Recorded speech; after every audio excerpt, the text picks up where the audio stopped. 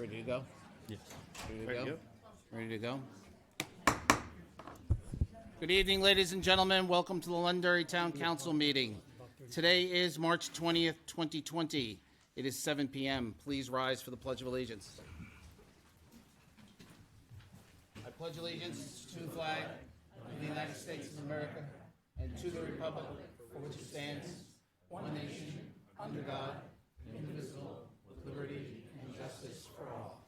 Ladies and gentlemen, please remain standing.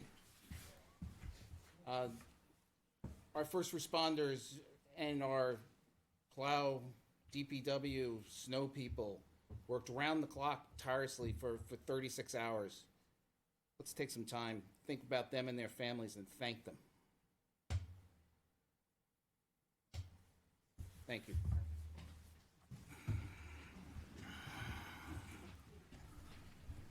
Ron, Ted, congratulations. Thank you. Welcome. Thank you for being here. Yes, Ron. Thank you. Thank you. There we go. Stand. First order of business is reorganization. I'll open the floor to nominations. Mr. Chair, I'd like to nominate John Farrell as chairman. I will second. All those in favor, signify by saying aye. Aye. Nay? Any nay? I'll open the nominations for vice chair. I'll nominate Chad for vice chair. Second. All those in favor, signify by saying aye. Aye. Any nay? Congratulations. Thank you. Ladies and gentlemen, we are going to move forward with our meeting. We are opening with public comment. We're going to talk about pickleball first, and then the reappointment of a tax collector, and then we'll go to the audience. So, Heather, you're here. The floor is yours. Thank you. Good evening, Heather Burkharry, 132 Pillsbury Road. I am back to talk about pickleball. I did post some stuff online, some more information after the last time I was here to share. And there are a couple people here. I know that Deb had recommended Art Salidas from the Rec Commission be here, and I know Jim, one of our residents that plays, is here to kind of speak a little bit. So I'm hoping they can answer questions as well. I did want to answer two questions that came up online to me. One person said they asked if it was only for seniors, and that's not the case. I don't even know. I think Jim has the number of people that are playing nationwide, but it's all ages, and that's the benefit, and that's why we want to bring it to town so everyone can get outside and involved.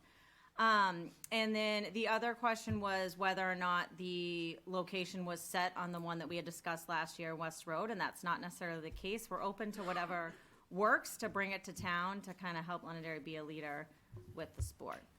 So I don't know if Jim or if either of you want to speak, share a little bit.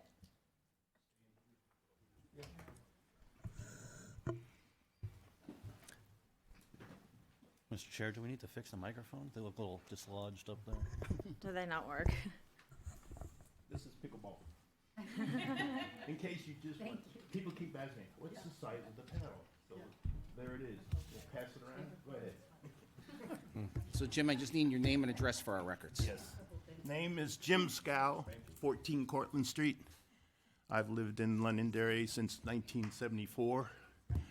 I've been playing pickleball now for 8 years, and I find it to be the healthiest thing that's ever happened to my life. I call it the elixir of life, being able to play pickleball at my age. I'll be 78 next month. I'm not good at public speaking. So anyway, this notion of being for seniors only is really a thing of the past. I've played with pickleball players from 10 years old up to 90 years old. There's a woman that plays up in Manchester, Gloria. She's about 90, and she's competitive. The other thing, too, my granddaughter was hitting pickleballs with me in the front driveway, and she's 3.5. So they start young now. 9 million players right now. It's a $1 billion industry. And there are pro teams out there right now. Tom Brady brought a pro team. Several celebrities have bought pro teams. There's 3 major organizations right now vying for control of pickleball in general because it's such a large industry right now. And I play I play in, start around Salem, Hampstead, Atkinson. I play in Manchester, Concord, Litchfield, Nashua. And the sad part is, a 50-mile radius of this town, of this building, they all have pickleball courts. We have 3, but they're in housing developments. And I think it's a shame that we miss out on that opportunity to bring it to this town. And I think it's the greatest sport there is right now. Yeah. Any questions? Thank you. That was great. Thank you. Thank you. I'm gonna have Art come up if anyone has any specific questions.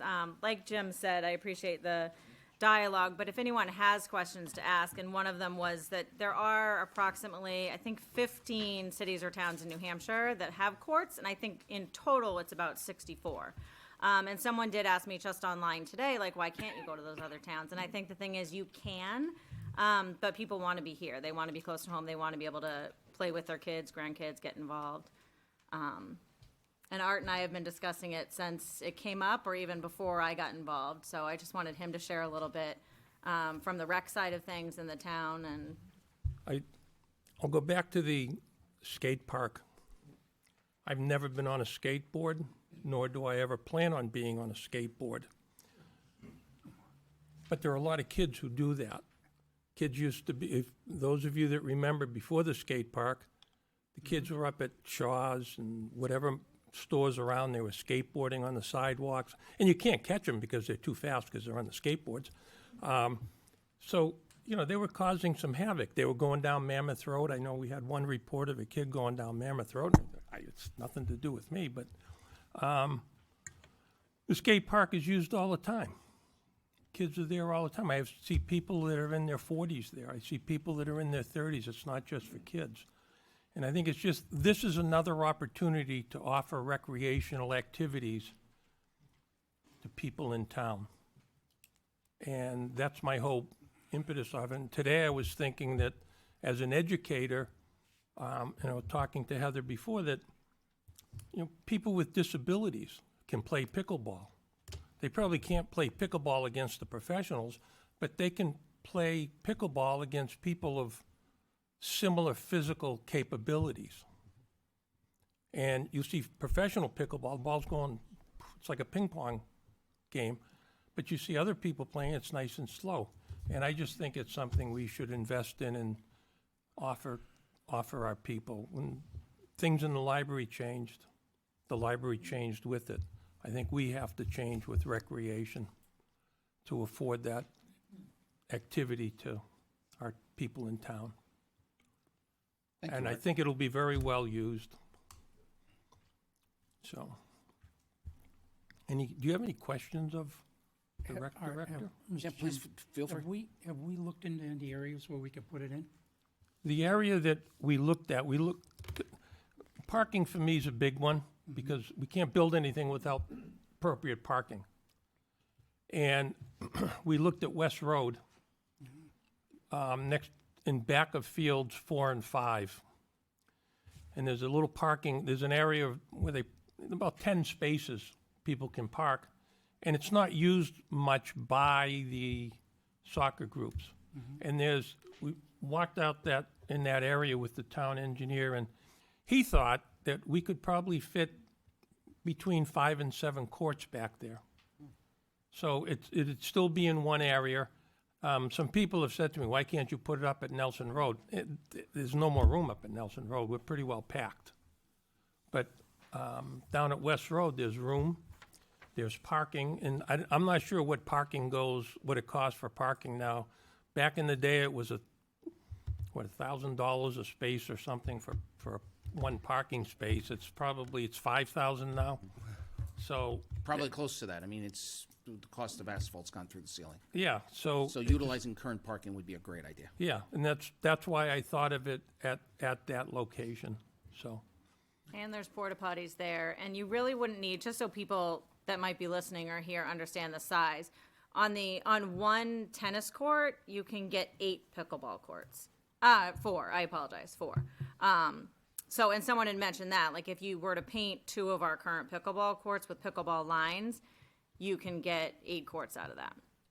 So size-wise, that's what you're looking at. And then as far as supplies, maybe it's just a small shed that, you know, house necessary items, but overall. The problem with painting the courts is, by state standards, we have 4 tennis courts in town. School has 0. And I think the state standards are somewhere between 16 and 20 for a town our size. So we're behind in that area. And I think that would put the high school tennis teams use our courts after school. That's their home because they don't have courts. So And I believe, it's, not to interrupt, but there are some guidelines where if there were pickleball lines, then they couldn't host certain tournaments based on guidelines like sanctions. So we don't want to take away from one sport. Someone in town did mention, and I don't know a lot about it, but 126 Harvey Road, closer to the airport, as another possible location. I don't know too much about that, so. We'd have to look at where that is. But that's why the one we had looked at before with our DPW, the engineering, it just seemed feasible. Generally, what works best when the council takes on a new initiative is to form some sort of a task force and, you know, put a time limit on it with certain criterias and saying, okay, these are the 5 items you have to accomplish. You have to accomplish them by this date. You report back to the council, and then we take the next step. That's usually the way we get things done. And it sounds like the community has reached the point in which we need to start getting something, you know, solidified and a plan in place, is what I'm hearing you say. Do you need a motion?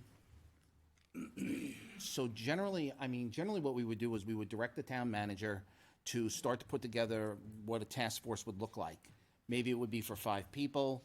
Based on some of the information we've gathered here tonight, we can start with the goal settings, and possibly by the next meeting, we can, you know, lay out what a task force puts together, what it looks like, get that approved by the council, put it out, get members, and hopefully get it up and running by the end of May, and that would be pretty aggressive. And Mr. Chairman, But that's just an idea. so this, I went back and I looked at the warrant article that failed on last year's ballot, and just to refresh my recollection of what was being asked for in terms of the engineering work and the study work that would lead up to presumably going to the ballot and asking for the money to build the courts. And, you know, $6,000 in a $39 million budget is, we can find that. The problem is that until July 1st, under no means no, we're prohibited from spending money to study pickleball engineering work. But that'll be here before you know it. And I do think that that's a good, you know, measurable goal and something that I think is very achievable in terms of not having to put this back on the ballot for $6,000, risking that it fails. This is something that, as you said, the community supports, and I think that we as a town staff can certainly find $6,000 in the budget to support that. One of the things we probably put in there as a goal is to identify grants that are available. There's a town in northern New Hampshire that just got a $250,000 grant for it. Go ahead, Ted. Sorry. Before we, you know, just say it's $6,000, can we go out and make sure with engineers that that'll be what the price would be? Sure. I mean, Because it's I'm sure fees have gone up over time, and I just want to make sure what we are actually spending money on. Absolutely, it's a good point. You know, this pricing is at least a year old at this point, and you know, before the town were to spend $6,000 on something like this, we would typically do an RFP or secure quotes. Good. Mr. Chairman. Yes. We have an engineer in-house. Why don't we try to save some money and see if we could have our in-house engineer take a look at West Road and get quotes? It's a good idea. I would just need to make sure that we're not legally prohibited from paying that engineer based on the no means no, the fact that this failed. But that would certainly, since they're already on retainer, if you will, make sense. So step 1 would be criteria for a task force. What that may look like based on what we know today. Get some input from people like Heather and Art and Jim. see if we can put something together for the council to look at on April 10th. Now, just because we're having a task force doesn't necessarily mean that we're going forward. We had a task force for a town pool. No one sees a town pool around here. You know, we had a task force for a dog park. There is no dog park. So that doesn't mean that we're running out and we're building pickleball courts. We're gonna go figure out how to go get money from other people to help us build pickleball courts will be one of the goals. Absolutely. Okay. I'm sorry, is that the direction you guys were looking for? Yeah, you said we're getting pickleball courts. No, just kidding. My one question though, Well played. on the on the task force, would there be a town council member or someone from the town on them? And I ask because at the last time I spoke, I did mention the land and water conservation grant, where they would conceivably, if we were to get it, they would reimburse the town half for that. So that type of grant, but there had to be someone. They could only dialogue with me so much because there had to be someone specific from the town as a contact person. We can either have a task force of 5 to 7 is usually effective. A council member may be on it. A council member can be a liaison to it, and that would be your avenue to the council. Okay, so even a And we liaison. can define that criteria when we define the task force. Okay. But the answer is anything's possible. We're just starting. Okay. Anything else from the council? Anything else from the public on this subject only? Sir? Yes, sir. Is this on pickleball? Yes, Jim Green? Yes, Jim. Jim, please come up to the microphone, Jim. Just a name and address, Jim. Jim Green, 22 Sugar Plum Lane, Londonderry. Yes, sir. I'm the chair of the Senior Resource Committee. So I'd like to just put some numbers before you. Certainly. Right now, for folk between 55 and older, there are nearly 8,000 residents of town that fall in that category. I'm surprised it's that low. Yes, but right behind them, in the 35 to 54 group, are another 7,500 people. And if you think of all the recreational activities that are available to seniors, are you done thinking about it? You know, You mean it's the town pool? yeah. The town pool, you know, sometimes it get filled after the winter's over, but, you know, it's just not that much. And one of the big things that helps seniors to stay healthy is to have activities that keep them fit. The longer we can stay fit into the aging process, the longer we live. And the less cost there is to town for the ambulance services and the rest of that. So I would just say, I think the need is right next to imperative, and I would back it entirely, so. Thank you, sir. It goes back to the old saying, body in motion stays in motion, body at rest stays at rest, so. Yeah, until you get to one where there's no other option but rest, right? Okay. Thank you, Jim. Thank you very much. On that note, So we form a task force. so what we've asked the town manager to do is to bring back to us on our next meeting, a framework that we can start from and start pulling it together. Awesome. Thank you so much for the time. You're welcome. Thank you. Okay, before we go to the public with anything else, we got another item we need to take care of. That is the reappointment of the tax collector. So I'm looking for a motion to reappoint Allison Parsons as the tax collector. She is our current tax collector. I have her contract here. It is a 1-year contract. So moved. Second? Any questions? All those in favor, signify by saying aye. Aye. Chair votes affirmative. Let Ms. Parsons know that we have renewed her contract. Thank you, Mr. Chairman. All right, so ladies and gentlemen, we're going to move to public comment. I'm going to remind some folks of our procedure for public comment. The following rules of procedure have been adopted by the Town Council of Londonderry to govern citizen input during public hearings and during public comment sessions may be enforced at the discretion of the chair. There shall be a time limit for each individual speaker of 5 minutes. Speakers are not permitted to donate time to other speakers. During public hearings, speakers are required to limit their comments to the topic which is before the council or the board, or which is the subject of the hearing. During public comments, speakers are required to limit their comments to matters of public concern relating to town governance. The following conduct is prohibited. using profanity or vulgar language or gestures. Using language is likely to lead to a disturbance or disorder because it insults or demeans any person, or which, when directed at a public official or employee, is not related to his or her official duties. However, citizens have the right to comment on their performance, conduct, and qualifications of public figures.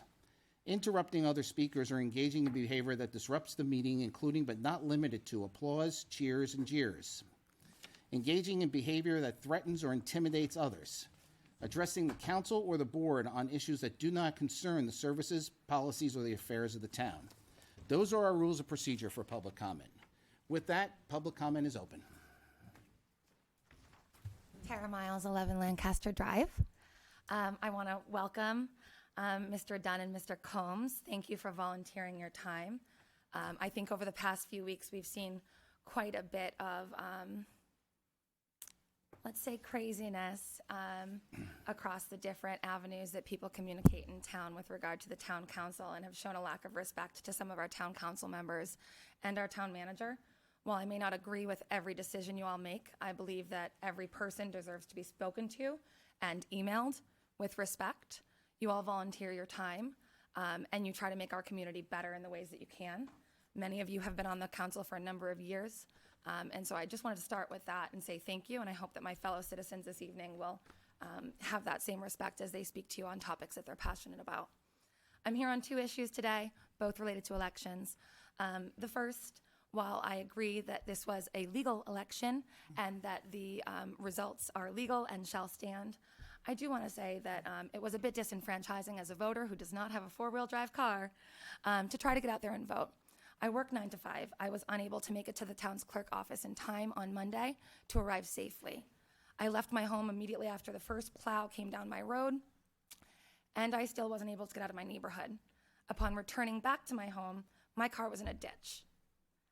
Because the roads were just unwieldy. It was a poor decision to have the election that day, and I hope that in the future you all will consider the different members of the community who may or may not have had access, or rather that the town moderator will consider that the folks in our community that may or may not have had access or felt safe exiting their home during that big storm. We had a number of very, very bad accidents that day across town, and yeah, I just wanted to share that feedback, that perhaps in the future we might be able to have a bit of consideration for that and maybe learn from this mistake this time around. My second comment is around signage. Seems like we've been devolving a little bit. One, the signs with all the winter storms that happen here in Londonderry, they get trashy. They get thrown around and it makes us look dirty. 2, there was, I'm sure, a very, very small group of folks that put together signs that were inappropriate and kind of calling out some candidates. I think that that's just dirty politics. I don't think that it's right for Londonderry, and I think that folks that are in town and folks that are drive through our town will have an impression of our town and the people of our town based on that. It's through the grace of our town council and town manager and their special note that we are allowed to have those on public land. So I'd encourage you to reconsider that. And perhaps, since I am suggesting there is a problem, I like to also offer a solution. I think that we have a spirited, town when it comes to town politics and politics beyond our town. And I think it's cool to have the signs up and see the different names and know who's running and investigate them. I know I looked at every candidate that I was voting for. So perhaps that might look like on the application form that we fill out as candidates, where you select a box that you would like to put signage up on town land. And then maybe we could have a limited number of those signs offered by lottery. So everyone who wants a sign can get a sign out there, but the position of that sign in 2 or 3 distinct locations, and perhaps a much larger sign, so a 4x4. You pay for one of those. That's far less expensive than the hundreds of signs some folks put out there. It just looks unkempt, particularly in the winter. So I just wanted to share that feedback and a possible solution, and I hope that you guys might think about that as you start to think about the special kind of dispensation we have that allows us to, I won't say breach the election law in New Hampshire, but allows us to put those on public land with your permission. Thank you so much and have a great night. Thank you. Thank you. Anyone else? Yes?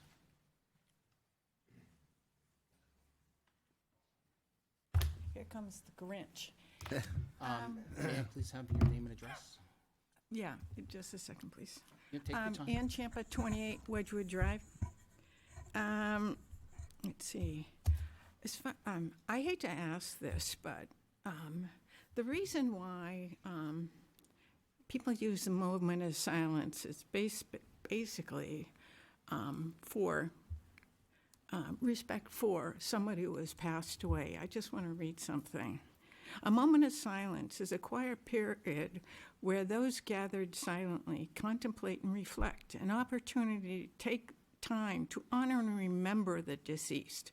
Moments of silence have been commonplace when recognizing natural disasters, tragic events, acts of terrorism, or individual deaths.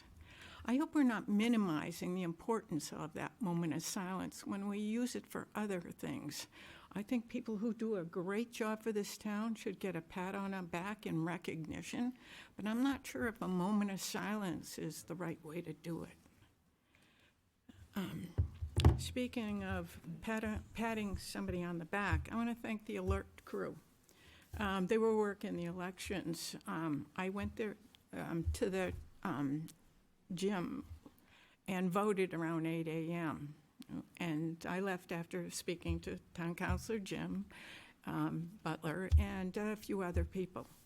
But when I got to my car, unfortunately I was parked on a slight incline and my wheels started spinning underneath the car. And I want to thank the alert crew who pushed me out of there and got me going up the hill. But then we got stuck at the lights because somebody else in front of us got stuck at the corner, couldn't move. And then I was the fourth one behind, and when I tried to go again, I got stuck, and luckily a police officer was there to help me. So I got a lot of, help that day. And then when I went to the corner of Mammoth Road and Pillsbury Road, I see a car off into the town common. They had skidded off the road. Then I decided to go straight home and not do anything else. So I went down Pillsbury Road, and there was a car off on its side there around the first bend, on Pillsbury. So the roads were very bad that day. And I'm lucky I got out early because I went home and I decided to start shoveling the snow in my driveway when I got notice that my power went out. And it went out till maybe 4:30 that day. And then all of a sudden, 3 seconds later, after we gained power back, we hear a explosion, basically, when one of the transformers blew. So we lost power again.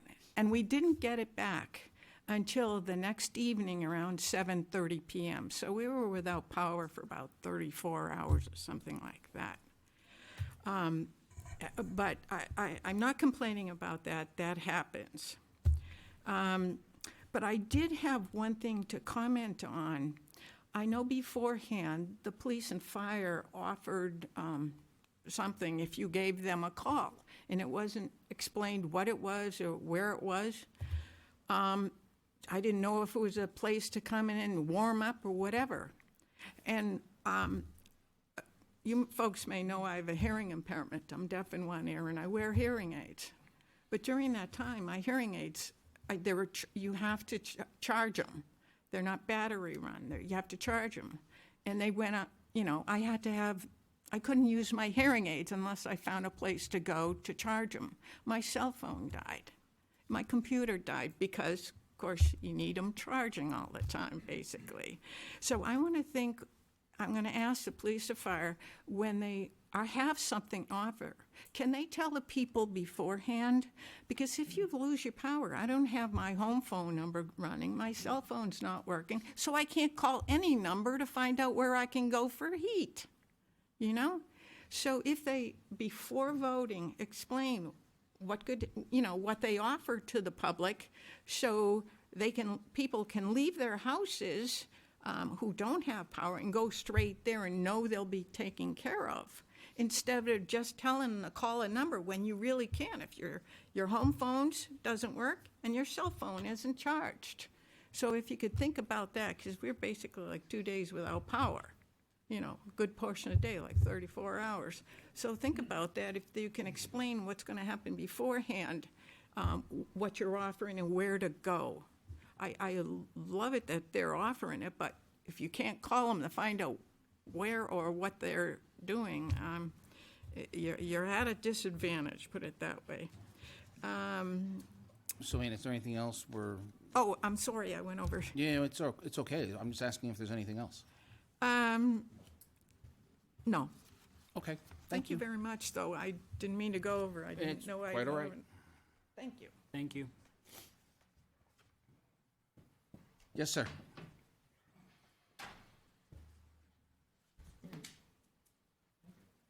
John Wilson, Tranquil Drive.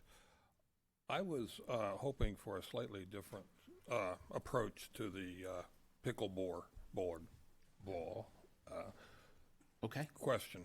And that is, first of all, I don't have any problems with what you decided to do tonight. That's fine. But I was hoping we would take an approach that would do that, but we would, on a temporary basis, that we would quickly create, 4 or 6 courts. And when I say that, the way I think that could be done, I went up to West Road and took a good look around at all the parking lots. And there's probably 3 or 4 places up there where we could effectively use some of the parking lot space, okay, without causing a traffic problem getting in and out of the parking lots. And I think the asphalt looks like it's in really good shape, actually. In some of the areas, there are no cracks of significance, and it's at least relatively level. And I thought that if we probably brought in some Jersey barriers to block it off so we could separate that area from the parking and the cars so people don't get run over, and then that takes up a major portion of what it takes to build the court. We're talking about doing the engineering and all that. That's really to create the space, lay it out, put all the base in, do the pavement, and so on. That would all be taken care of. We would have all that. All we'd have to do was code it, and there's some padding that I've discovered that I didn't know about that some of the pickleball courts have on it that's laid on top of the asphalt. I don't really do anything about it, but I think it helps the balls effectively bounce a lot farther and faster. But I think we could relatively easily do that. I think we'd be talking hundreds of dollars rather than tens of thousands of dollars. And anyway, I thought it was a worth. Sounds great. All options are on the table, sir. What? All options are on the table. Okay. Thank you. Thank you.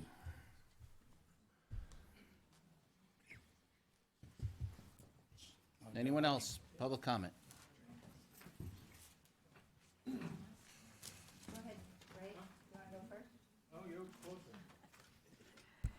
Christine Perez, 5 Wesley Drive. First of all, I'd like to congratulate our new council members.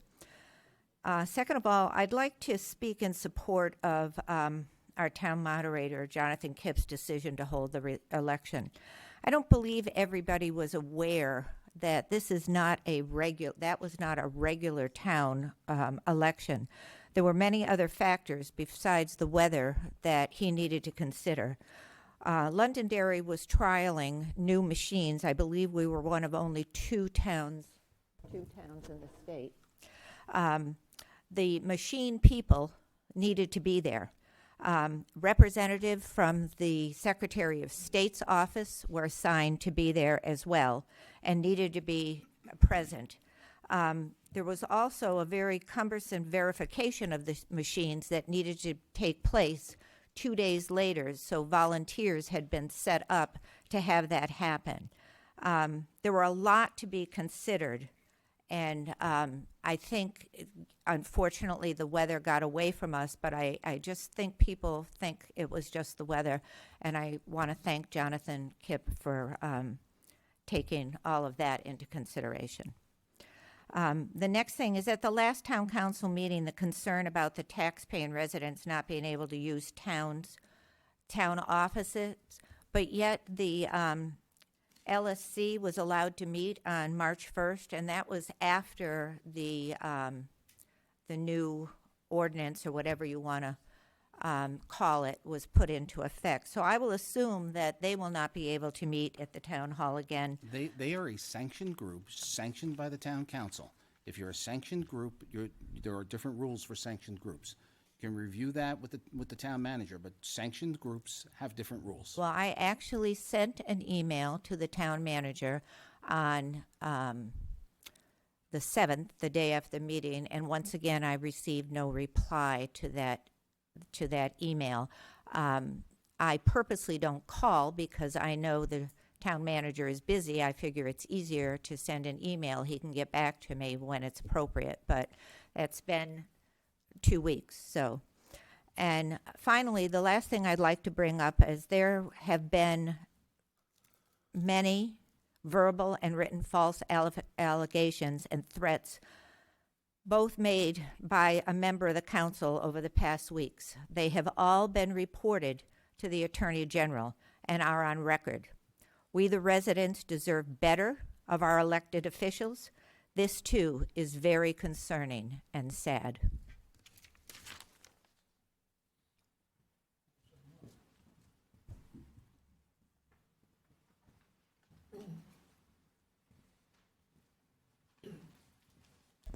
Ray Burson, 3 Gary Drive. And I won't take much time, but I just want to say that the idea of pickleball is a great idea. That's fine. But when we're thinking about spending some money, which is just maybe a small amount of money, maybe $6,000, not a big deal. But there will be some engineering and so forth that has to go into that, which will take up quite a bit of that. In the meantime, we have a lot of engineering to do in regards to water, municipal water to the town of Londonderry, and we hear a lot of talk about it, but I wonder where that money is coming from and whether that has been taken into account. I'm hearing about $9 million coming to the town of Londonderry. We hear about a 30-inch water line that's supposed to be coming down from North Londonderry. Where is the town's plan in regards to that, and where is that money coming from, and what action is going to be taken? These are priorities. Pickleball, with all due respect, is a nice thing for old folks like me to get out and get some exercise. And so I'm not against that. But I think we have some real priorities about the health and welfare of the citizens, and that is water coming to Londonderry to take care of contamination issues we have, and by the way, fire protection.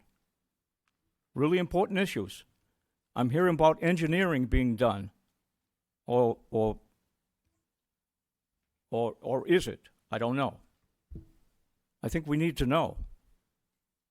Thank you.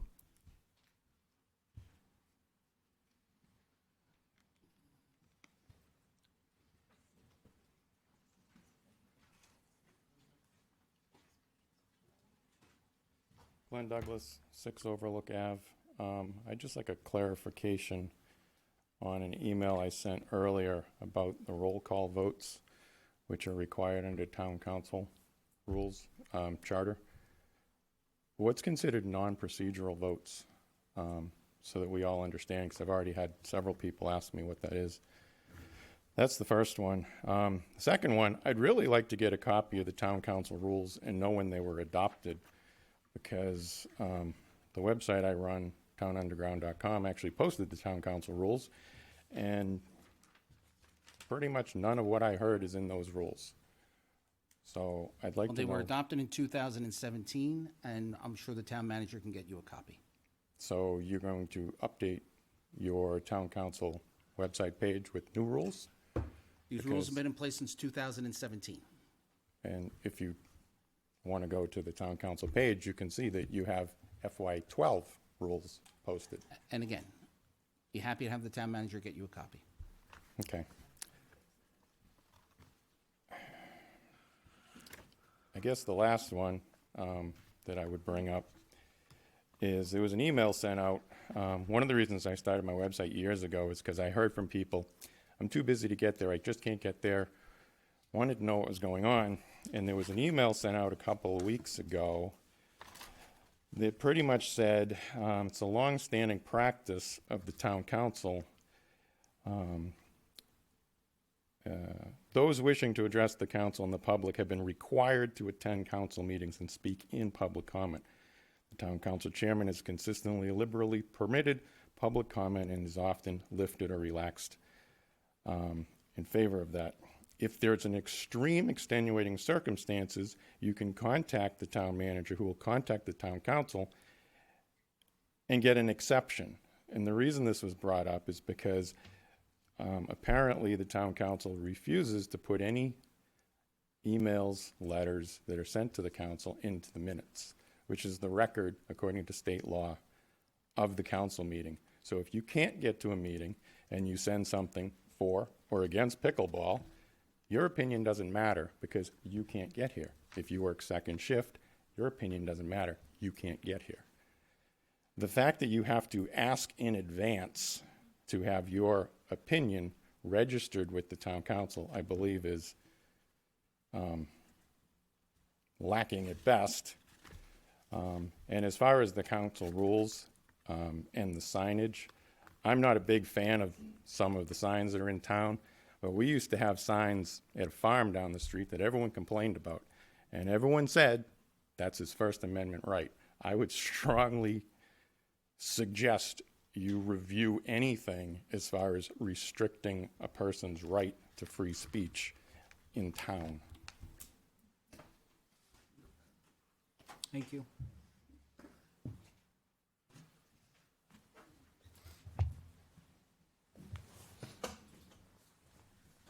Daniel Bouchard, 8 O'Connell Drive, Londonderry. Congratulations, Ron. Congratulations, Ted. Thank you, Jim, Chad, and John, for everything you guys do. Last year ago, we had I came up in front of the council and brought up the gas bill that happened on 28, and the PFOAs and PFAS concerns with the phone. I guess I got a couple issues, all right? We come up here and we ask questions, and I never see what happened, okay? When I brought that up about the phone being used, the fire chief said to me, well, we carry it on the truck, and it's too expensive to get rid of, all right? Well, we have a water article that just passed. We have water issues in this town.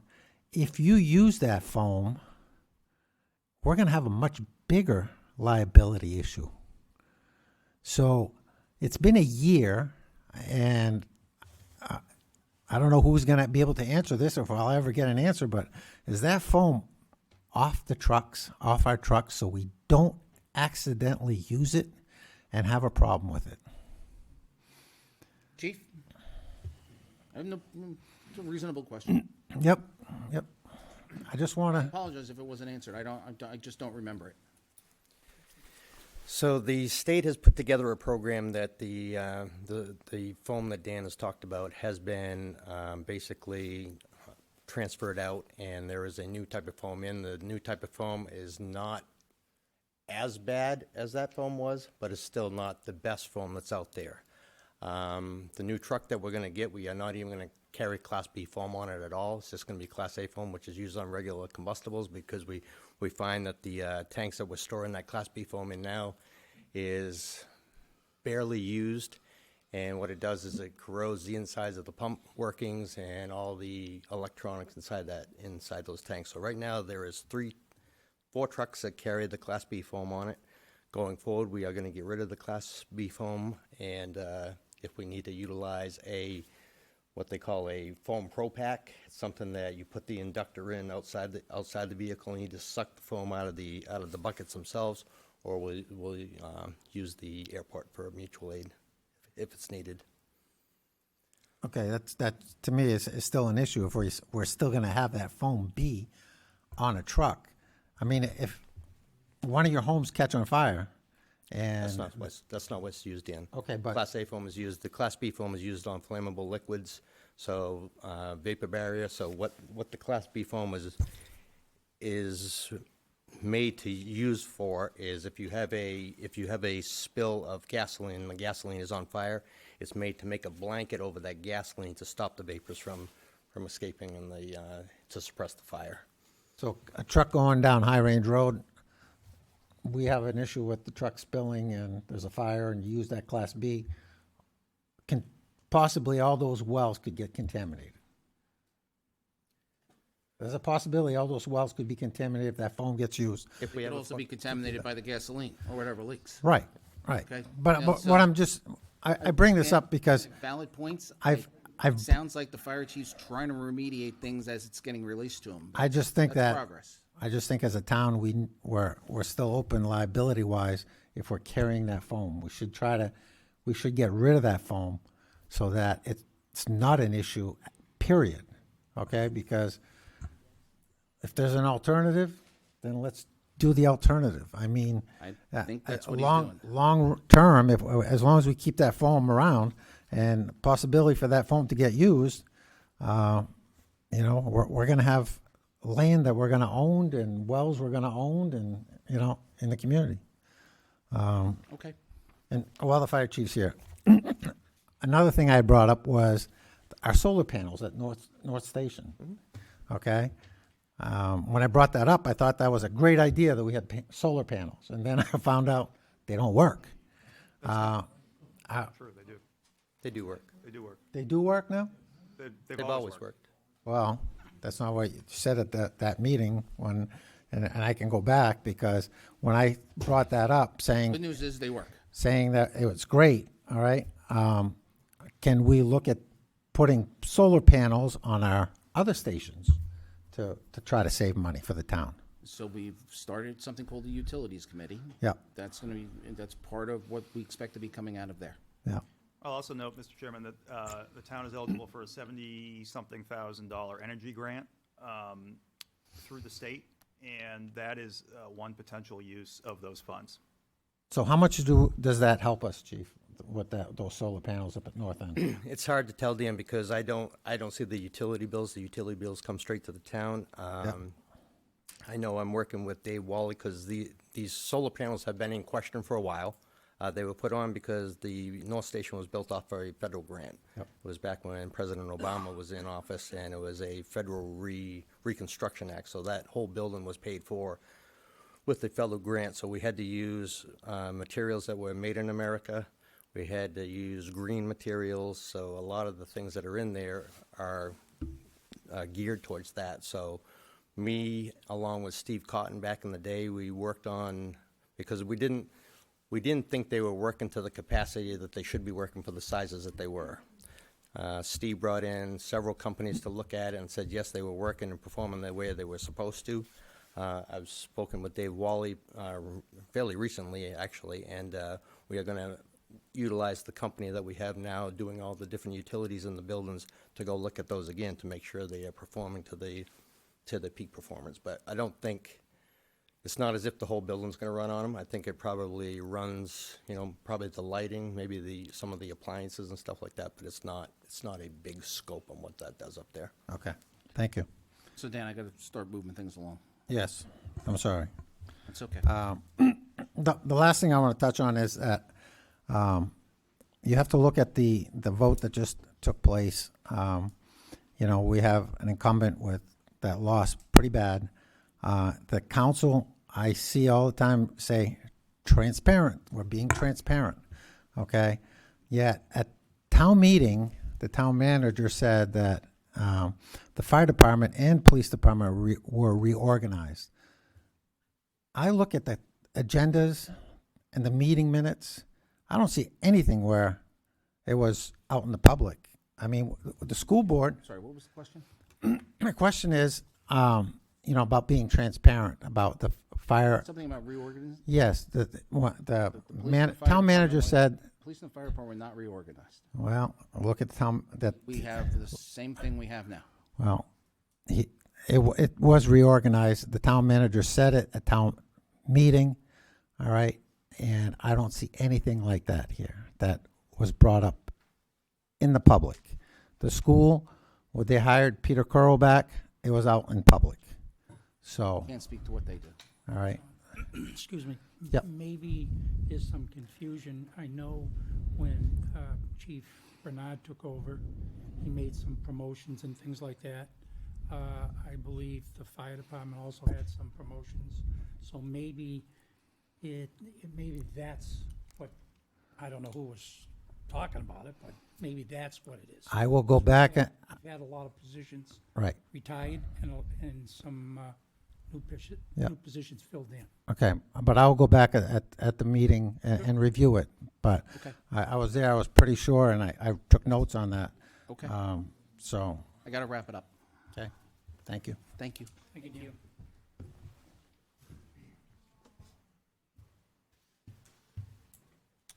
Anything else for public comment?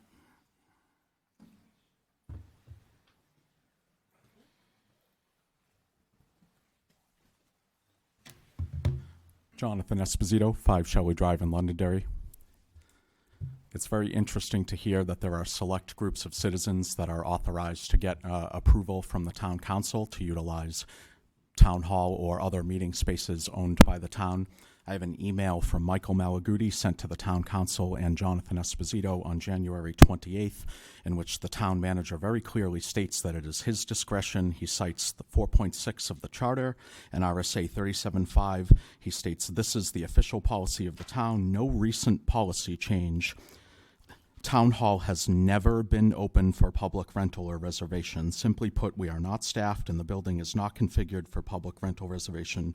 Sincerely, Michael Malaguti, town manager. There is certainly no mention there of citizens having the opportunity to apply for some sort of exemption to be able to utilize rooms such as the Sunnycrest room that the Londonderry Soccer Club has been meeting in for years. So if you folks could kindly get with the town manager and perhaps make that mechanism available to the public, that citizens may apply for that exemption to perhaps peaceably gather in these meeting spaces, that would be greatly appreciated. I'd also like to Excuse me, sir. Yes, sir. Mr. Esposito, the sir. resolution has been in place since the mid-2000s for groups to be sanctioned by the town council. Any group can apply to be sanctioned by the town council. There is an entire sanctioning process. So if there is a group that would like to apply, if there's a criteria, and you can go through the sanctioning process. I guess we will call it, forgive me, sir, an oversight on behalf of the town manager that he did not make that mechanism available to us. If possible, sir, outside of the realm of this meeting, if you could send that to me, I would Sir, greatly you appreciate address all it. your comments here. You don't Yes, I'm address the sorry. town. If the town manager could kindly send that to my personal email, which I believe the town council is quite familiar with, that would be greatly appreciated. I'd also like to segue off of some comments that were made by other citizens, because there does appear to be a concerning trend, especially with the reduced access to public meeting spaces. In November of 2022, citizens were able to access the community meeting room across the street at next door at the police department. As of January 23, that policy had immediately changed and citizens no longer have access to that space. That is a concerning trend in reducing citizen access to government, and it goes hand in hand with what citizen Mr. Douglas mentioned as far as the town manager not including correspondence into the record.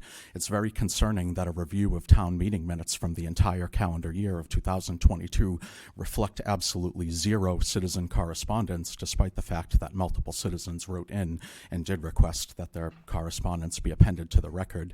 It is my opinion as a citizen that this is really effective to the town council, because it allows you folks to control the narrative by controlling what's going in the minutes. So 5 years from now, you can say, well, nobody objected to Woodmont, or nobody objected to the town treasurer warrant article, when they most certainly did. So I would say, given that under New Hampshire state law, it really favors transparency and disclosure as opposed to not, it really would benefit the town council if the town manager would begin, or at least entertain, a policy and practice of including citizen correspondence with town council meeting minutes. That is something that, as you folks have a new session of the town council with 2 new members, this would be a way for you to constructively restore two-way dialogue with citizens, as well as restore faith in governance. I'd also like to speak to the RSA 91 issue because I've personally been greatly mischaracterized, as well as had my actions as a private citizen misattributed to a town political committee, which was extremely incorrect. The only reason I began filing RSA 91As with the town is because when I attempted to engage the town manager and the town council in constructive dialogue regarding how the Lions Hall lost their lease at 256 Mammoth Road, I got stonewalled. It was only when I filed the 91A that I was able to piece together a timeline in which work was done in 2013 that has now not stood up and has now rendered the hall not suitable for the prior leasee. I then had to engage in 91A when my spouse, who was part of the Old Home Day Planning Committee, who responded to and attempted to report a safety issue at the Moose Hill parking lot during the Touch-a-Truck event on Old Home Day 2022, I attempted to engage in constructive dialogue with the town manager and the town council regarding what we could do to ensure that that area was appropriately cordoned off in 2023 so that there was not a vehicle creating a safety incident. The town council and the town manager refused to constructively engage in dialogue with me, and it was only by filing a 91A and getting access to emails that I was able to see that there was a communications breakdown between the town council and the police department that it seemed like nobody wanted to talk about.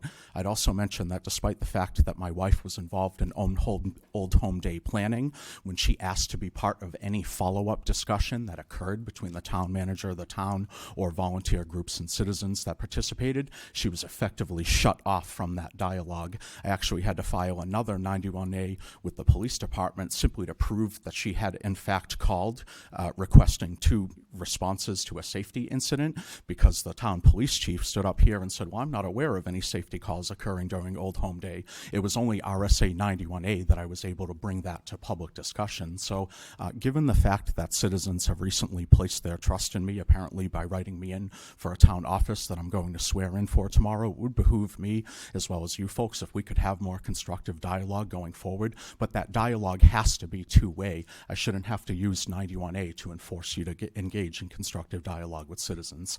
Thank you very much. There are no applause. There are no applause. We read the rules to you. Is there anyone else for public comment?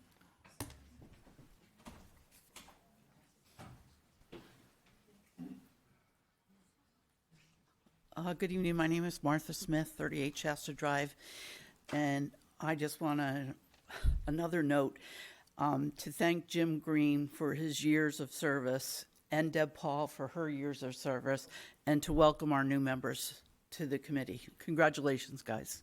Thank you. Thank you. Ladies and gentlemen, public comment is now closed. We're going to move to a presentation by the town moderator, Mr. Kipp.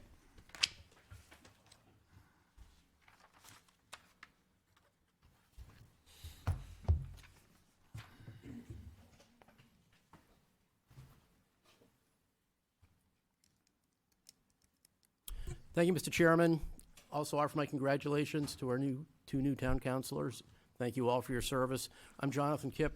I'm the Londonderry Town Moderator, and I'm here to present to you a recap of the town and school election held last Tuesday.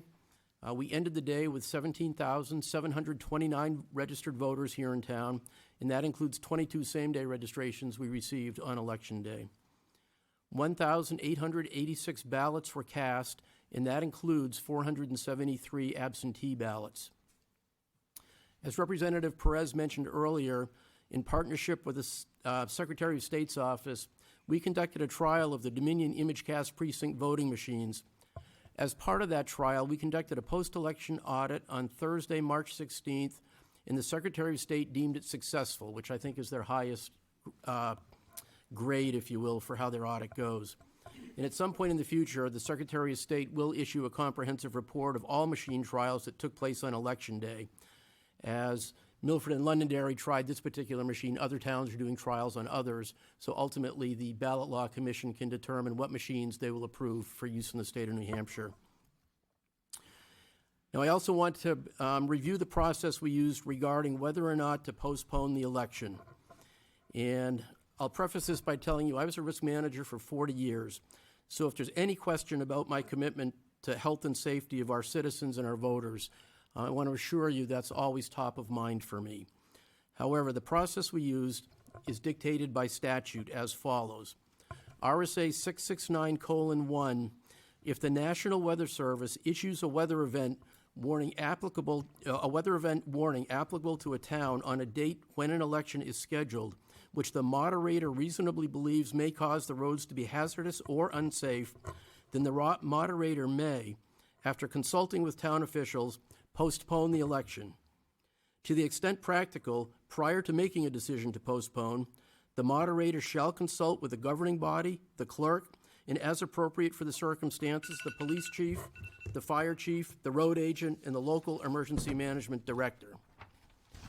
The decision to postpone shall be made on the day immediately prior to the election at any time before 6 p.m. If an election is postponed, the rescheduled election shall take place 2 weeks following the original date. So that would have been a week from tomorrow, the 28th of May. So following that very specific guidance in the statute, the leadership in Londonderry here from Public Works, Fire and EMS, Police, our Londonderry Alert Team, Londonderry Schools, the chair of the town council, the town clerk, the town manager, and I participated in a weather briefing conducted by New Hampshire Homeland Security and Emergency Management on Monday, March 13th, the day before the election. Following discussion, all participants were supportive of moving forward, so I decided to proceed with the election. While I have not spoken with my counterparts in Derry, Wyndham, or Salem, I'll assume they used the same forecast when they decided to hold their elections. Simply put, we relied on the best information we had at that time on Monday.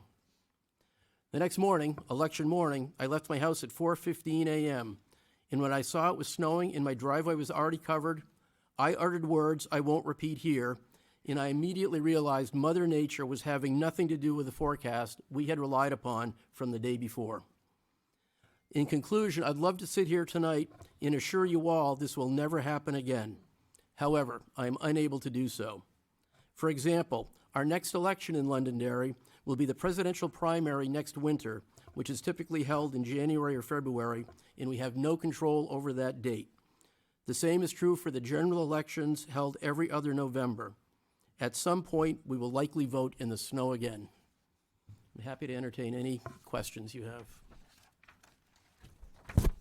No, you did a great job, and we appreciate it. Thank Thank you. you. Thank you all. Okay, all right, so we're going to move on to new business, water system article update. Yes, Mr. Chairman. So I wanted to take this opportunity to update the council and the public on a number of different developments pertaining to Londonderry's PFAS contamination problem, as well as our water supply issues that are not an issue only here in Londonderry, but across southern New Hampshire in general. And it's a good time to do so because we're past the town election, and there was a question on the ballot that had a lot of relevance actually to what we're going to be discussing tonight. So I thought I would, to answer Mr. Breslin, talk a little bit about what we've been doing and what the plan is. And it starts, a number of years ago, but as relevant to tonight's discussion, I would just start back in 2021, leading up to the town vote last year.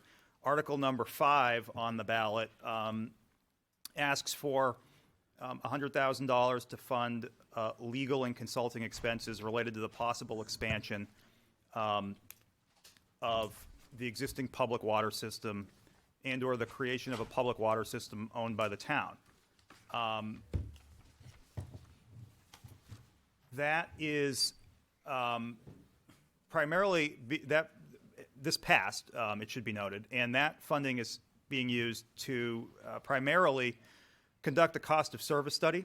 And what a cost of service study does is it looks at, if Londonderry were to go into the water business, what kind of rates would Londonderry be able to offer, and to compare those rates against what Pennachuck, our primary water utility at this point in time, would be able to offer, extending out into the future.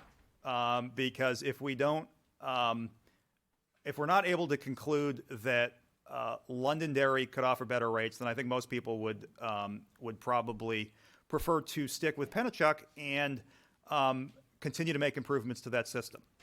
And so that work has been underway since last summer.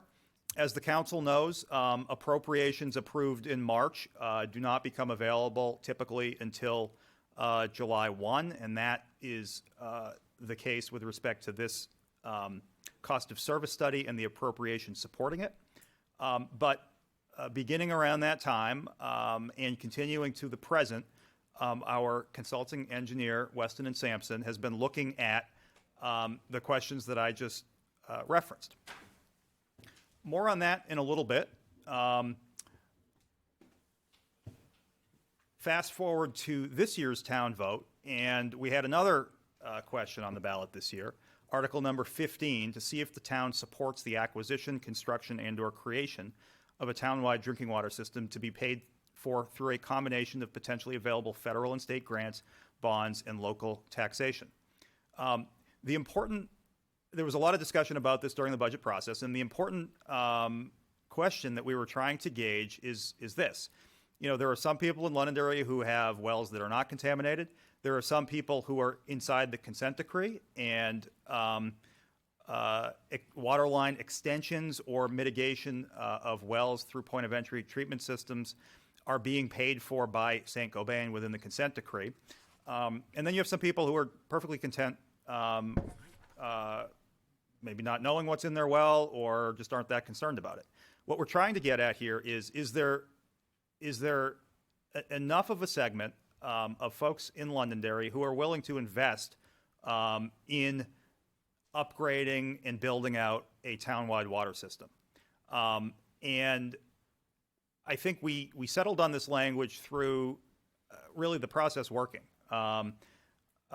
This language was refined significantly by the town council, the budget committee, and the community as we worked through this process. But what we're able to say, given that this passed overwhelmingly, is that there is enough of a critical mass, it would appear, of people in Londonderry who, given all those factors that I just discussed, are willing to invest in pursuing this kind of a system. I want to back up a little bit to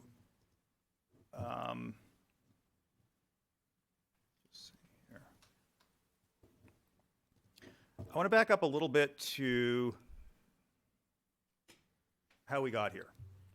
So the state of New Hampshire has done some work to determine what it would cost and what would be entailed in building out a townwide water system.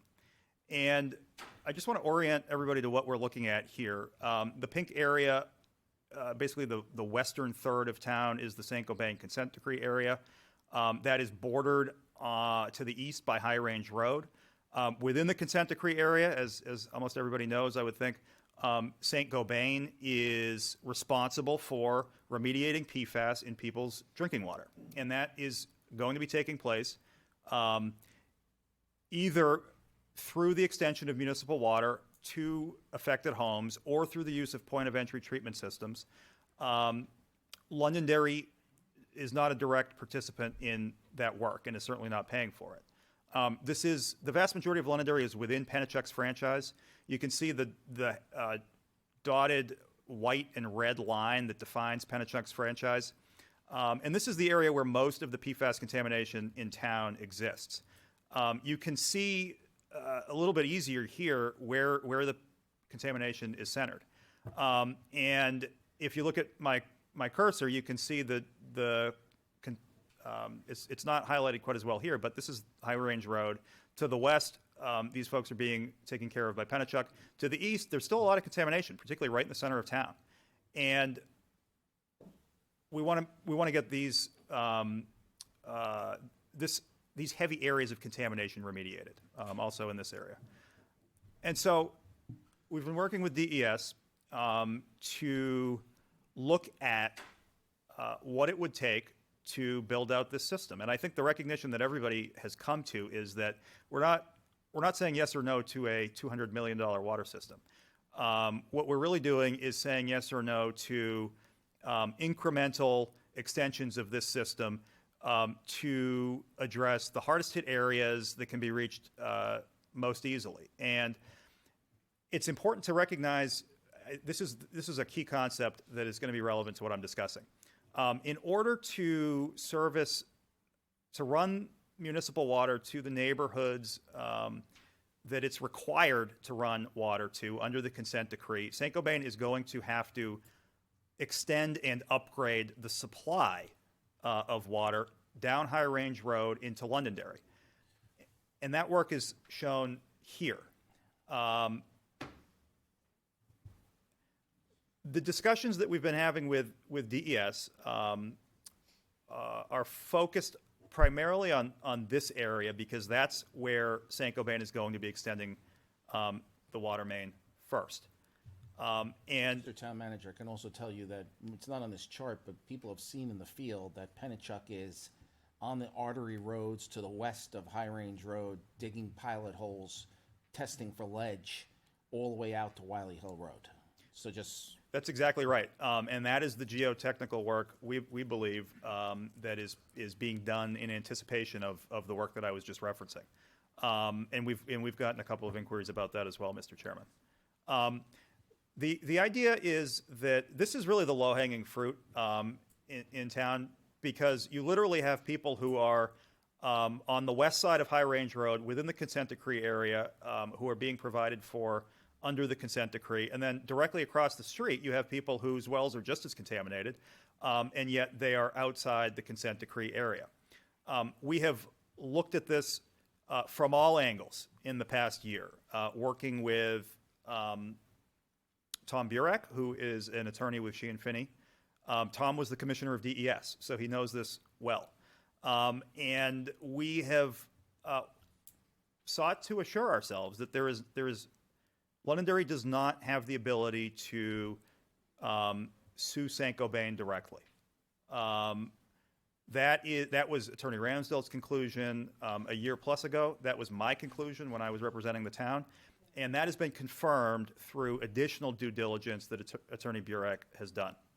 And so what we're talking about now is trying to build out this system in a way that takes advantage of all of the infrastructure money that's available at the state and federal level today, and getting as much assistance as we can with this.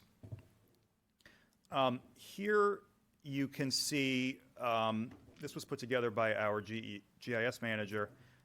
This is a representation of which areas Saint-Gobain is proposing to address by water line extension and which areas Saint-Gobain is proposing to address by point of entry treatment system.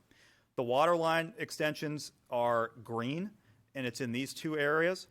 The magenta areas are the Poets, and that's in these two areas. And you can see the detail on the right. We are informed that DES is in agreement with this general breakdown. But that was before last week. And what happened last week is of significant relevance to what we're discussing here tonight. As everybody knows, the standard for PFAS in New Hampshire has been 12 parts per trillion for PFOA, 15 for PFOS, 18 for PFHXS, and 11 for PFNA. Well, last week, the U.S. EPA came out with notice that it is seeking to create a federal standard for PFAS of 4 for PFOA, 4 for PFOS, and then 1 for PFNA, PFHXS, PFBS, and HFPODA, commonly referred to as Gen X chemicals. So what does this mean? It means that the assumptions that have been used at the state level to regulate PFAS, to fashion the consent decree, and to work with Saint-Gobain in approving or not approving what they want to do under the consent decree to mitigate PFAS within the consent decree, may no longer be accurate. The standard is significantly lower than it has been, and presumably there are a lot more affected wells with PFAS exceedances now, both inside and outside the consent decree area. That's significant for a couple of different reasons.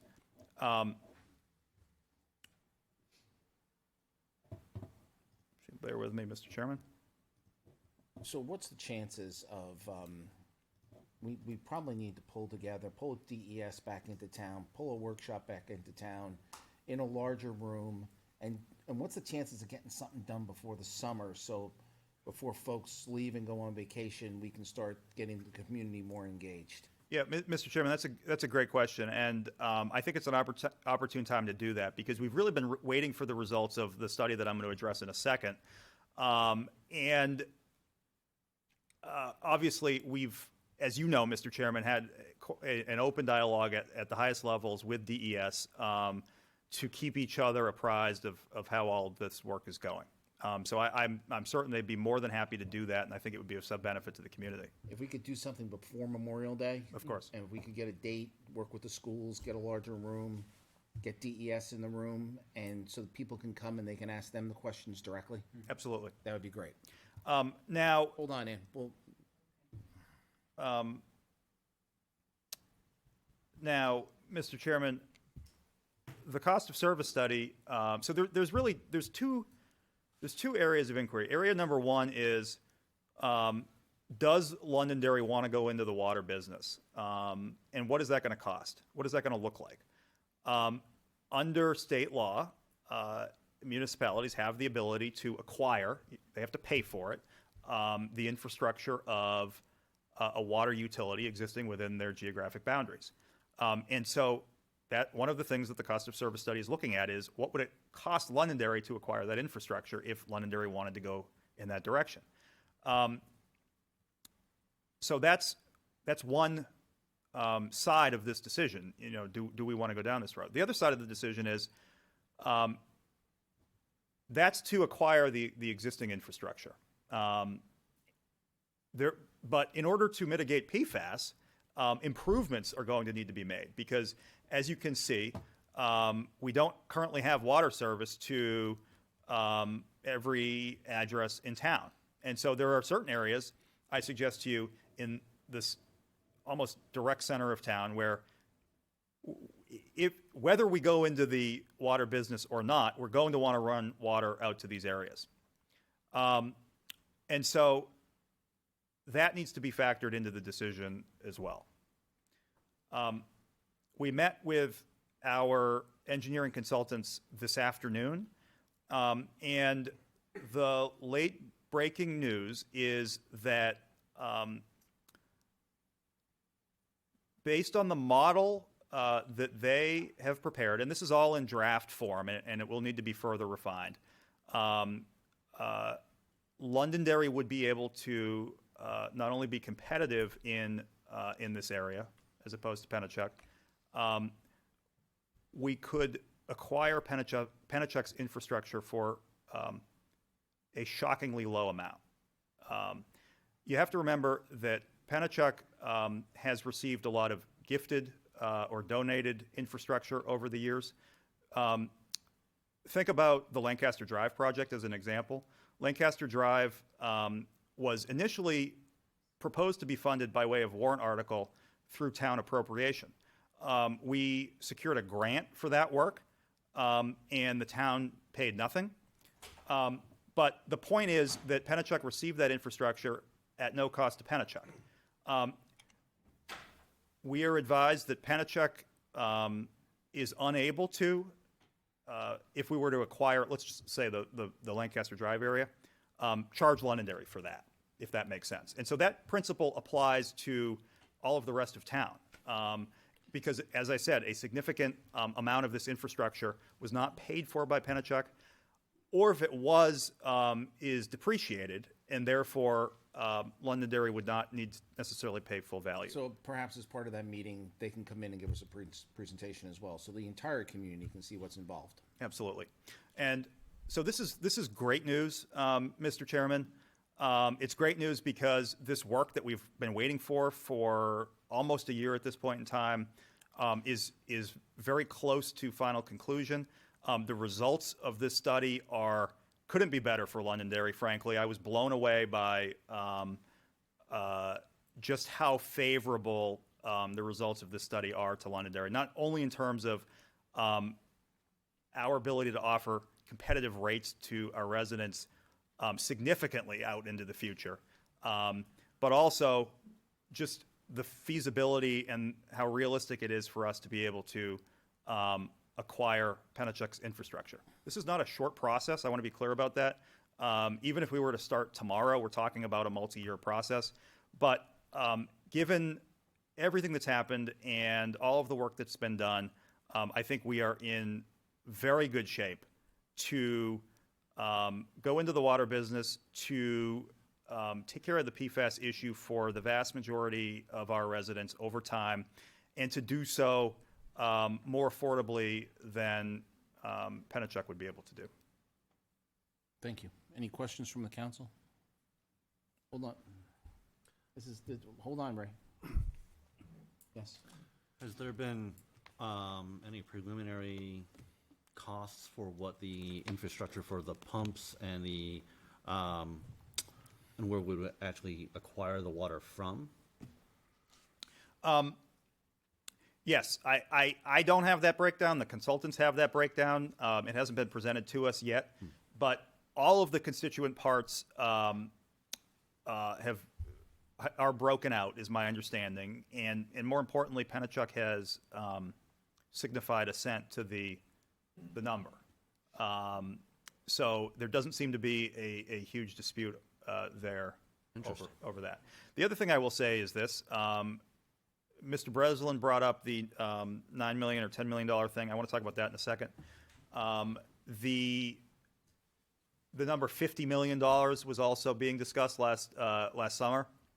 The $50 million number is phase one of all of this work. It's really to bring the supply into the heart of Londonderry. That's this pipe down High Range Road. Was last year expected to cost something in the area of $50 million. There were indications that Concord was looking to assist us with the vast majority, if not all of that. That didn't materialize. But I do think that there is the opportunity to take advantage of our relationships at the state level to try to get as much of this phase one pipe paid for as possible.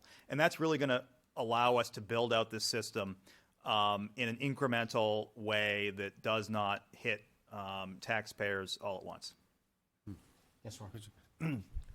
Any idea how much it would cost us as far as like to run the program, to run the water program, as far as associates, like personnel-wise? Yes, actually. The consultant has looked at that. That's actually factored into the rate analysis that they've done. And there's a couple of different ways to do it. In terms of the operation and maintenance, we could do that in-house. We could hire people to do that. We could contract with someone to do that for us. The advice that we got, and I think it's correct given our current staffing levels, is that we would need somebody full, part-time, what have you, in-house looking over all of this, administering the system. But in terms of the operation and maintenance, we can project what that number is, and it's factored into the analysis that that says this is really doable for Londonderry. So the ratepayers would actually help pay for that? Correct. That's great. Yep. Yeah, much like we do the sewer. Yeah, that's great. Okay. Anything else from the council? All right, Ray, is there anything new?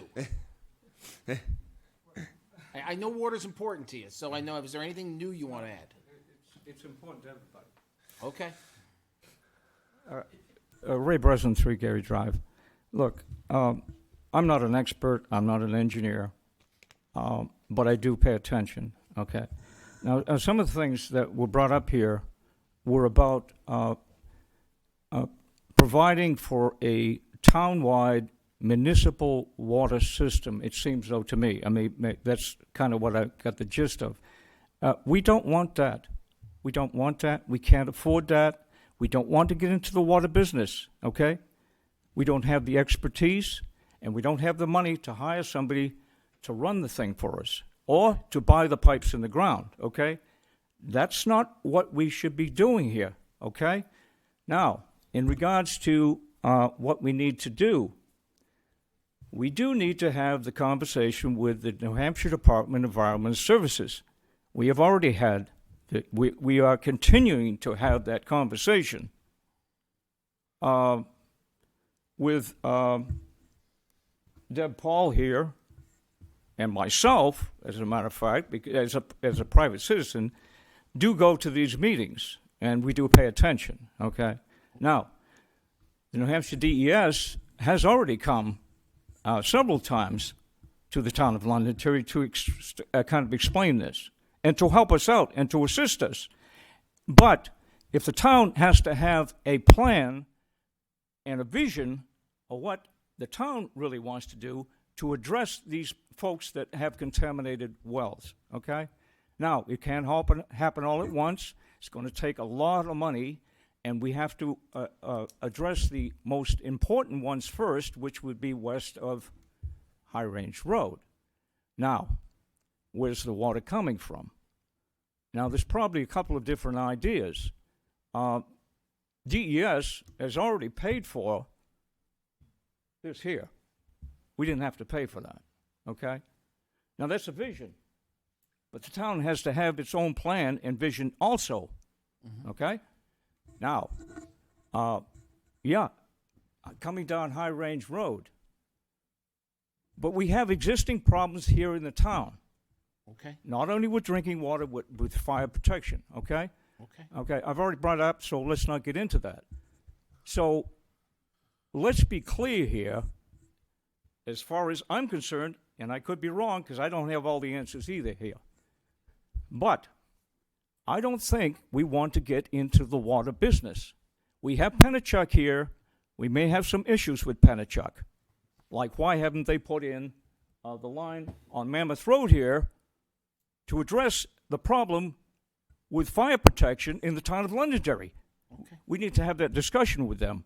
We need to have them come in here and get some answers on that. They want to put a tank up here to supply fire protection for Woodmont. All well and good. They're going to pay half of it. All right, all well and good. Now, this could have some benefit to the town of Londonderry also. But we need to have the discussion. Yes, we need to get New Hampshire Department of Environmental Services in here. We need to get Manchester Water in here. We need to get Pennachuck Water in here. And we need to have the discussion. Okay? Because this is about getting grant money. We need a grant writer to write grants to get the money, and this is federal money that comes to the state, comes to the DES, and then if we put in for it properly, we can get that money. Now, this is nothing new. We should have done a long time ago. Okay. Okay. Now, So we gotta wrap it up. I'm going to wrap it up. Okay. Okay. Now, we have all you folks here. We have the town manager. We're all involved in this. Okay. We can all have the discussion. We can even include citizens in it too. But we need to take advantage of the New Hampshire DES. We need to take advantage of the federal money. We need to get a proper grant writer. And yes, we got $500,000 to put water into, in back of Shaw's, to Lancaster Drive. Mhm. And we didn't even have to pay for it. Okay. We need to do more. This is extremely important. Let's take advantage of it, please. Thank you. Thank you. Mr. Chair, quick question. Just for clarification purposes, we're not in public comment. This is not a public hearing. So you need to have get your comments to be succinct, please, okay? They aren't succinct. Thank you. I'd like to, I know, Mike, you bring up Pennachuck, okay? We also have Manchester Water. The rate for Manchester Water is considerably lower than Pennachuck. All right? So, Yeah, so Dan, what I want to do is, I don't know if Pennachuck's the right answer. I don't know if I know, and Manchester I'm just is. bringing this out there. But for let's you. get DES in the room. Let's Yeah. get all the players in the room, get all the community in the room, and let's get some answers. 'Cause I Because just- Ray is right about one thing. It is important. I bring that out because when you listen to the school, they pay a lot less for North School being Yeah, supplied agreed. by Manchester Water than they do for the schools down here. Agreed. I have property in Manchester Water and I have property with Pennachuck. Agreed. And my rate with Pennachuck's a lot higher. So Mm-hmm. when I'm listening to him saying, we could probably do it, if we can do it cheaper than Pennachuck, then why wouldn't we? Agreed. That's my No, I appreciate it. Thank you. Oh, boy.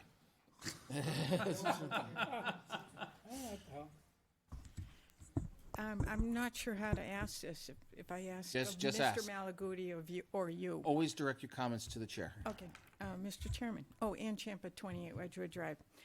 We have 3 water tank, we have one proposed, impending water tank in town, about 1.3 million gallons off of Gordon Drive Extension. And we have a 2 million and 3 million gallon tanks on Josephine Drive. Now, There's also some up at exit 5, too. there's more. There's more. There's one up on the hill at exit 5, too. That's Josephine Drive. Is that Josephine? There's 2 tanks up there, one 2 million, one 3 million gallon Gotcha. tank. Now, what percentage of that water is coming to Londonderry? We have to think about that. A lot of it bypasses us and goes down Route 28 to Derry and points southwest. We don't have access to. How about the water tank that's going to be put up on Gordon Drive Extension? How much is that is available to Londonderry General and not just Woodmont? All great and also, questions. how much water will Manchester Waterworks have, or sell to us, or to sell to Pennachuck for the town of Londonderry? There's got to be some restriction because they can't just manufacture water. So, Ann, there's a lot of that will come out. That's in what the, in my the- in- questions are. You don't have to talk Yeah, about it tonight, but yeah, just but- those he has a things. 'Cause he has a draft report, addresses a lot of that. What I'm saying to him is, get DES in the room. It's Hayner Swan. Is it Hayner Swanson? Weston and Sampson. Weston Sampson. Hayner. So get them in the room and answer all the questions because we don't know what they are. So they're all great questions, though. I just want to know how much I water don't will disagree with you. I Manchester think they're sell to us for us They're to great use. questions. Yeah, if I may, Mr. Chairman, I said that I would talk about the $10 million reference that Mr. Breslin. Hold off. Let these folks ask their questions. Oh, yeah, okay. I just want. Well, that's what I want to know. Will Manchester have the water made available? And to we're us? going. Thank you. We have to bring the people in and have them answer the questions. I don't know the answer. Okay, thank you. Okay. I open the floor up. I'm going to wait until we get through everybody. Martha Smith, 38 Shasta Drive.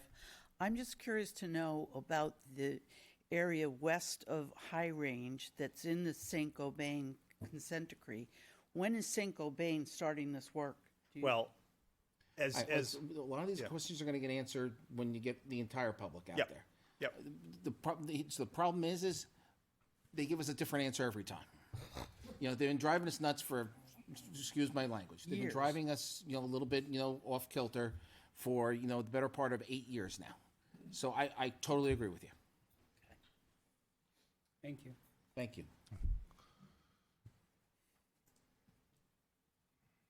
Deb Paul, 118 Hardy Road. Congratulations, guys. And thank you, guys. I just want to say this is a long time coming, and I'm happy to see it move forward.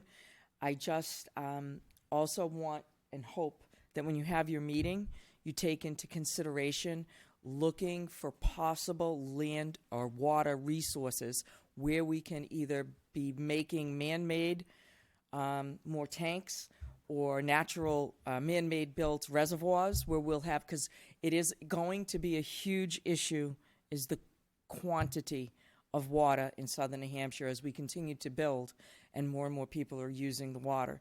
So if you have that meeting, or when you have that meeting, I would really push the fact, not just quality, but quantity. And thanks for moving this forward. I sincerely appreciate it.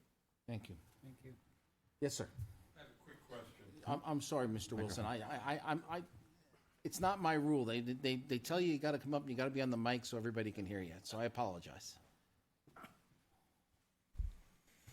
When you make your estimates and so on of the cost of this project, what have you assumed about the quality of water that's coming into town? So again, I think that's a question we're probably going to wind up answering through DES and and at the public meeting. Right. But it's an excellent question and it needs to be answered. Yes, Ann. Mr. Chairman, I can tell you, the assumption, it wasn't specifically addressed, but the assumption is that it's coming from a regulated utility and then it meets DES standards.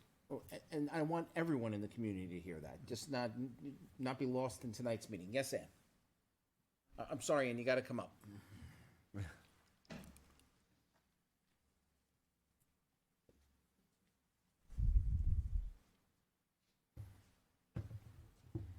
Hi, Ann Fenton, 18 Partridge Lane in Londonderry. I just have a very direct and simple question. When we talk about the organized public meeting that we're planning on putting together, I think we should have EPA there to talk about. Great idea. And because we need to know where this is going on a federal level. Now that the standards have come down to 4 parts per trillion for 4 of the PFAS chemicals, there are essentially 14,000 PFAS chemicals. It's a great question. And they may be planning on banning PFAS under TSCA. We're not exactly sure what those future plans are. So I think we need to really ask them. The other part of that is, does the if Saint-Gobain is planning on setting up individual reverse osmosis systems in people's houses, does the reverse osmosis system get down to 4 parts per trillion? Another great question. All things that, so the way I think we envision this meeting is that and the right stakeholders in the room, EPA is a great idea, and get them to answer the questions. I mean, one of us may run the meeting, Right. but get them to answer the questions. It will be a long night, Yeah, it will be a long night. or maybe better to do it on a Saturday morning.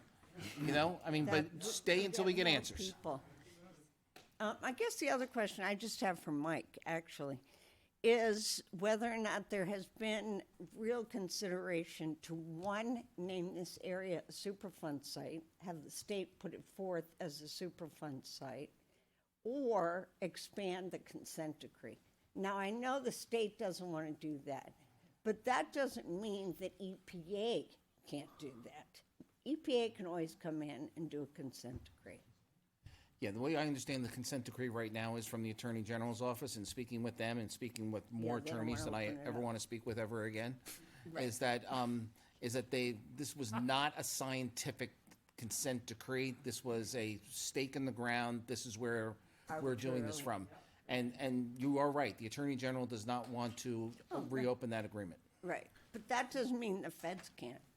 You're totally right. And- Well, I've I mean, asked that They're question. going to listen to what the state says. I've asked that question, and the advice that I've gotten from the state is it's unlikely to happen, but it's certainly something that, Hey, to the extent we you can don't ask, you advocate don't for get, it. right? Right. We should advocate for all options. Absolutely. Thank you, Ann. Sure. All right, folks, yes, sir. Thank you, Doug Thomas, 143 Mammoth Road. Congrats to everyone that is got reelected or elected. Just a observation. I've heard a lot of questions tonight that have all been said. Good question.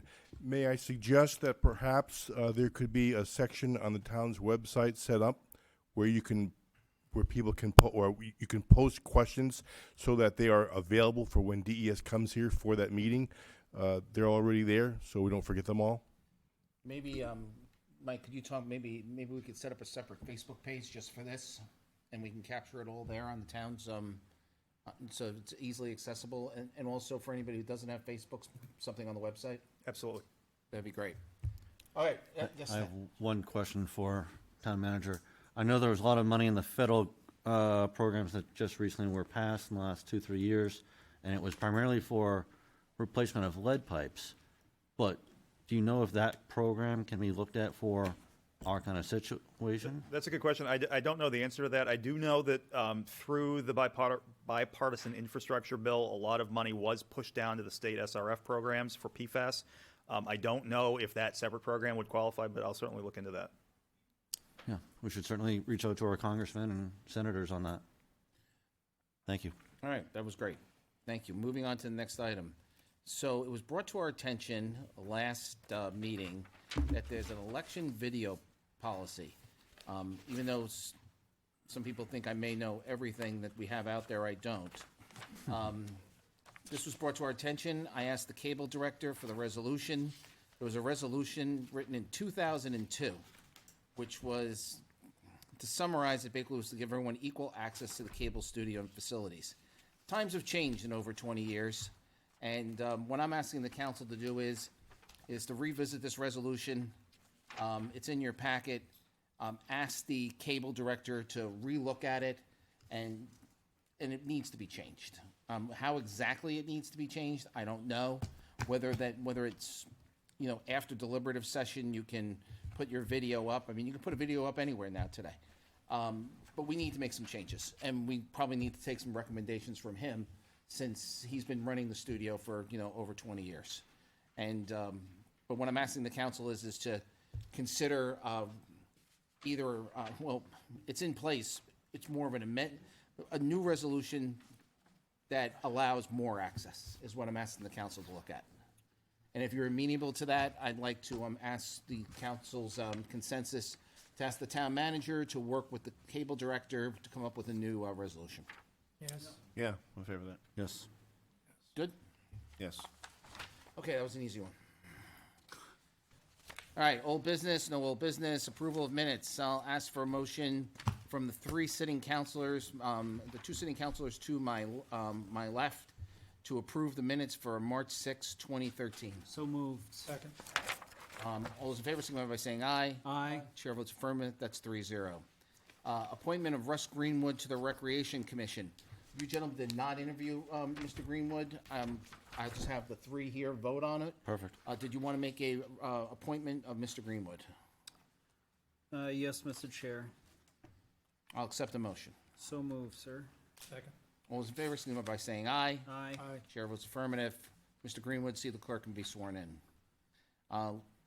Your liaison assignments will come out tomorrow.